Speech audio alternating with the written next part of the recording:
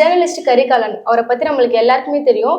அவரை வந்து ஒரு பொய்யான குற்றச்சாட்டை வச்சு பிரஸ் கிளப்ல இருந்து அடாவடி நடவடிக்கையா நீக்கி இருக்காங்க. 20 வருஷம் கழிச்சு பத்திரிகையாளர் பொதுக்குழு கூட்டம் நடக்குது. அந்த இடத்துக்கு சுப்பையா வந்து ஒரு வழக்கறிஞர் கூட்டிட்டு வராரு. அந்த வழக்கறிஞர் பார்த்தோன்னா டிவிகே வழக்குக்கு ஆஜரான ஒரு வழக்கறிஞர். அந்த இடத்துல நம்ம கரிகாலன் இருக்காரு. நம்ம கரிகாலனை பத்தி நம்ம எல்லாருக்குமே தெரிஞ்சதுதான், யாருக்குமே அஞ்ச மாட்டாரு. இதுல நிறைய பத்திரிகையாளர் வந்து அந்த வழக்கறிஞர் கிட்ட ஏகப்பட்ட கேள்வி வச்சாங்க. ஆனா வந்து நம்ம கரிகாலன் அப்படி இல்லை. டைரக்டாவே கேட்டாரு, நீங்க ஒரு பிஜேபி ஆளாச்சு, நீங்க எப்படி டிவிக்கே வழக்கு ஒரு வழக்கறிஞர் ஆஜராக முடியும் அப்படின்ற மாதிரி டைரக்டா கேட்டிருக்காரு.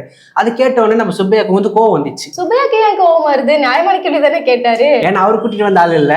சரி, அவரு கோவம் வந்து அது எப்படி நீ இப்படிலாம் கேள்வி கேட்ப, ஐடி கார்டை காட்டு, நீ வந்து ஜேர்னலிஸ்டா, நீ வந்து டிஜிட்டல் ஜேர்னலிஸ்டா அப்படின்னு சொல்லிட்டு ஒரு மாதிரி தரக்குறெல்லாம் பேசியிருக்கு. அது ஒரு அவமதிக்கிற மாதிரி ஒரு செயல் தானே. ஒரு ஜேர்னலிஸ்ட் நம்ம கரிகாலன்னா யாரோ ஒரு மூல முடுக்குல இருந்து ஒரு நம்பரா, அவர் எவ்வளவு ஒரு ஃபேமஸான ஆளு, அப்படி ஒரு பத்திரிகையாளர் வரும்போது ஐடி கார்டை காட்டு நீ கேட்கறது வந்து ரொம்பவே ஒரு அவமதிக்கிற மாதிரி ஒரு செயல் தான். இதுலயும் பார்த்தோம்னா நீ வந்து ஒரு சம்பந்தமே இல்லாத ஒரு விஷயத்த கேட்டுட்ட, வரம்பு மீறி ஒரு கொஸ்டினை கேட்டேன்னு சொன்னா அந்த இடத்துல நீ ஸ்டாப் பண்றதுல ஒரு நியாயம் இருக்கு.